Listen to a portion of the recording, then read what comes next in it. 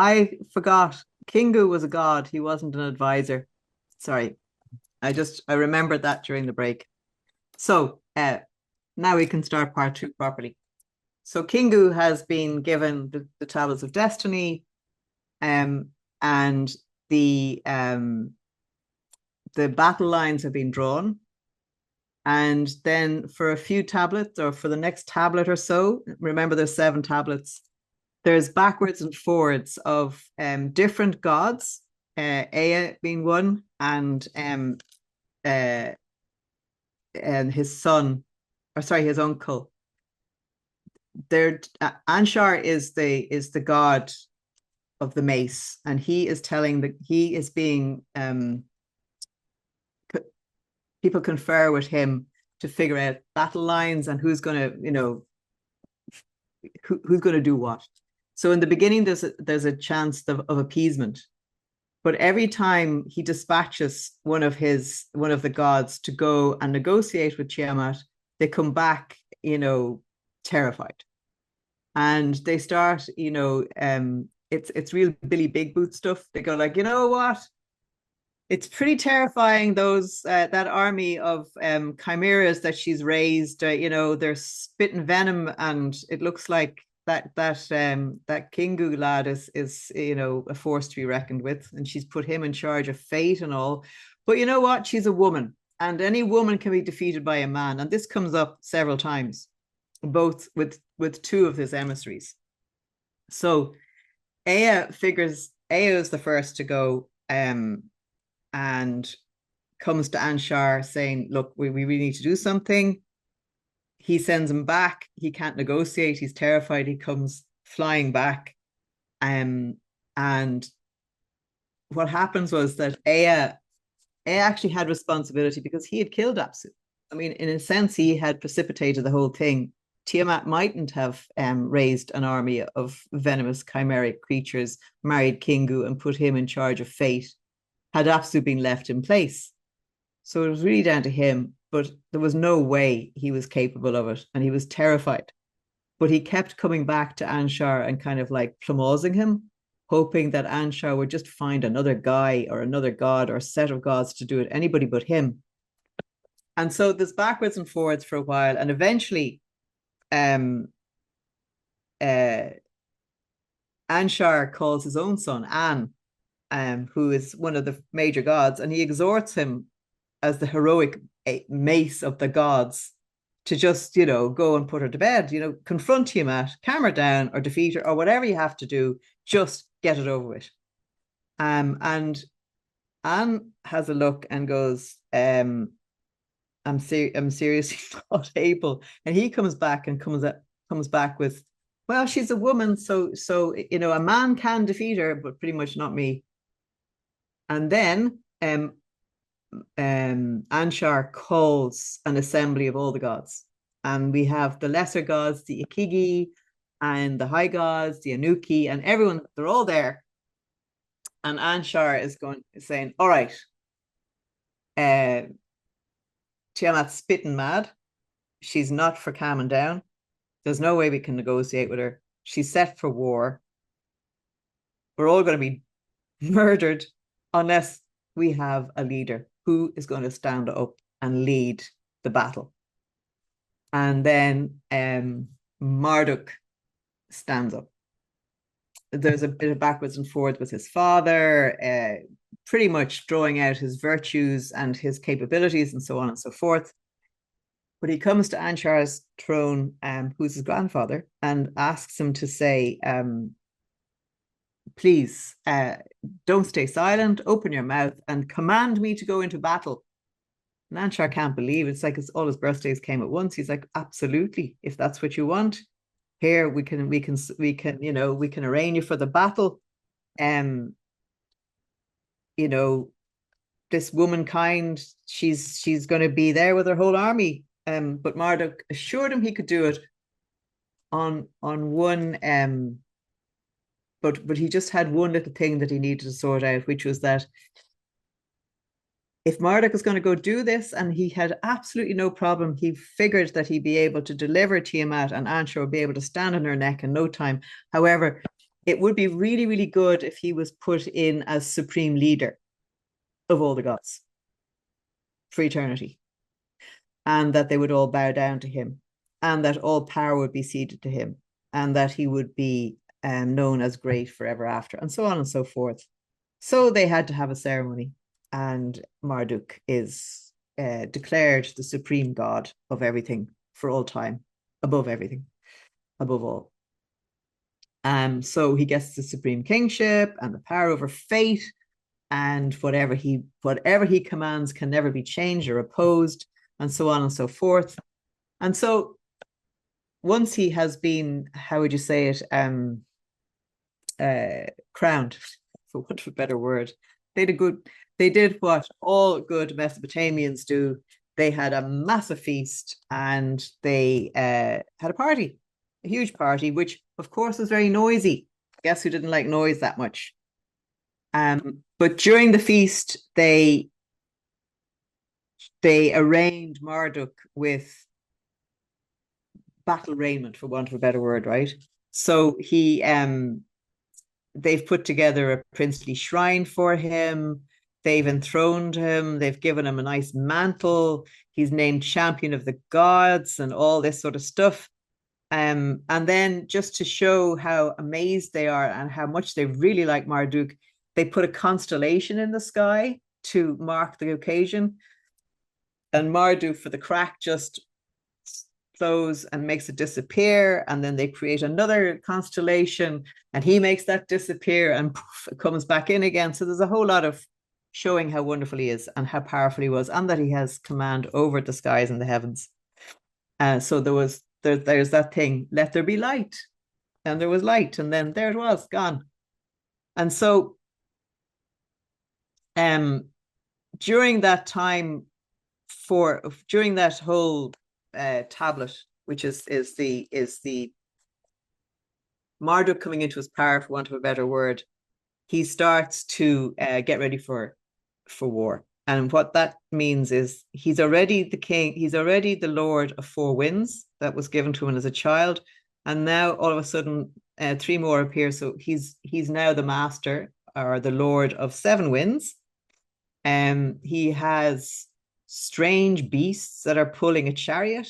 It's not clear what the beasts are. He has awesome armor, like it's so awesome. People, some of the lesser gods can't even bear to look at it. In his left hand, he had poisonous herbs to get ready to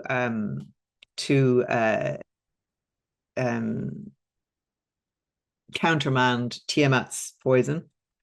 And he has a magic iron glove.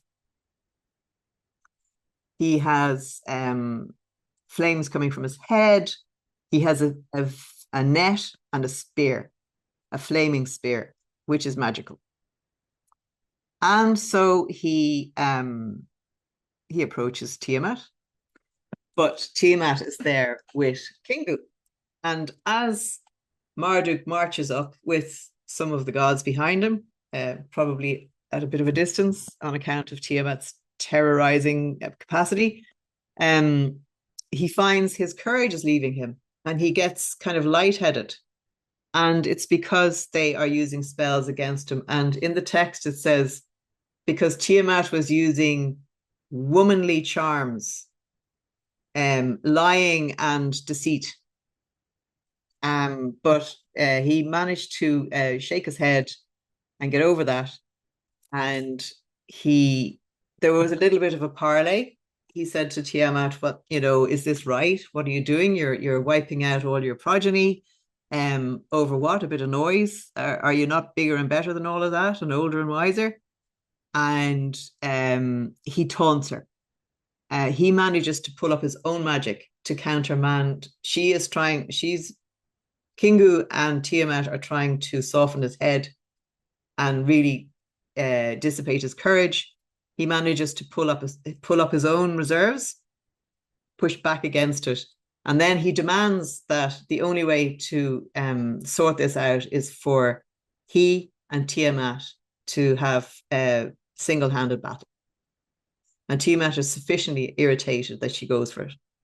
And she runs at him. At this stage, she's been transmogrified into some level of a dragon. She's huge. She's so angry. And she's in a massive rage. She's screaming and she's going for it. She's going full tilt at Marduk. Marduk stands his ground, picks his moment, and as she's screaming, he sends all the seven winds into her. We're still not clear what the seven winds are, but the four that we know about, and then three others, straight into her. And that it distends her belly, and she's not able to close her mouth. And he throws his spear down after it, and then he catches her in his net. And he kills her.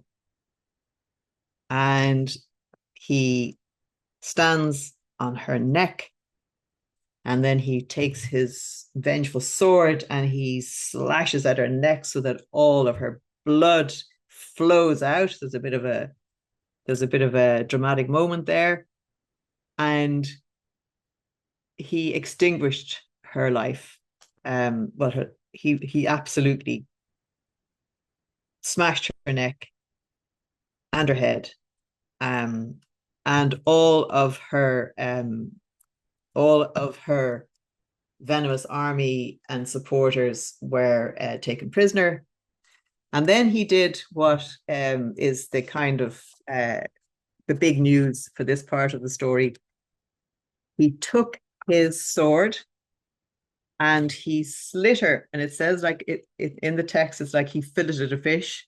He slit her across like a flat fish, like a fish for drying or opening a shellfish.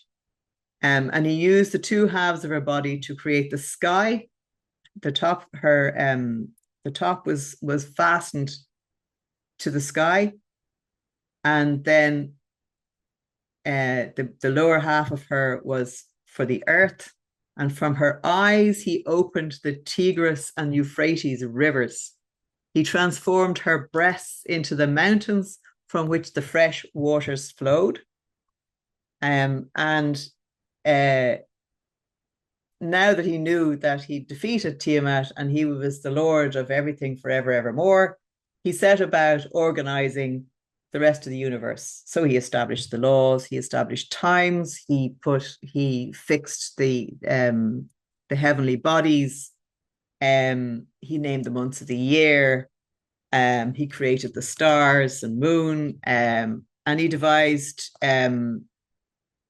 he came up with the vision for Babylon.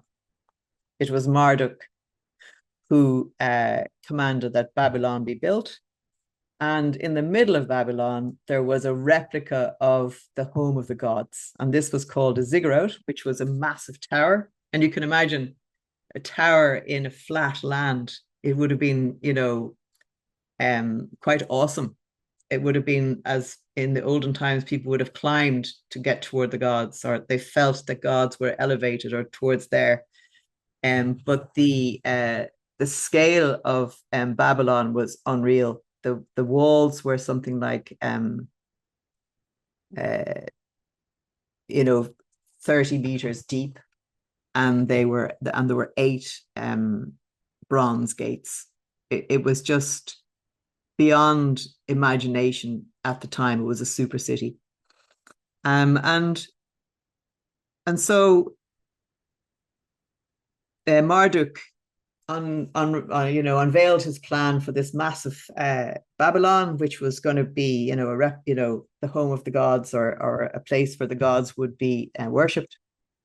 And the gods set about making it. It took a year to make the bricks, and another year to put together most of Babylon. And then someone said, "Why are we working so hard? Like, could we not have a bit of help with this?" And Marduk had a thought. He went, it is quite labor intensive. So maybe we need to create humans. And then he had a thought and he goes, now who are we going to make? What are we going to do for humans? Oh, I know what we'll use some god blood. And he decided to, fully humiliate Tiamat's army. He took Kingu and took his blood. and he mixed it with mud. And out of that, he created humankind. And humankind were there to serve the gods, to please the gods, and to and build cities. And then all of the beasts that had been captured were made into statues to adorn the temples. And some of the gods that weren't so happy were some of the ones on the losing side were humiliated and made do terrible things. And then Marduk spends a lot of time proving how wonderful he is. So there's all kinds of feats, let's say, there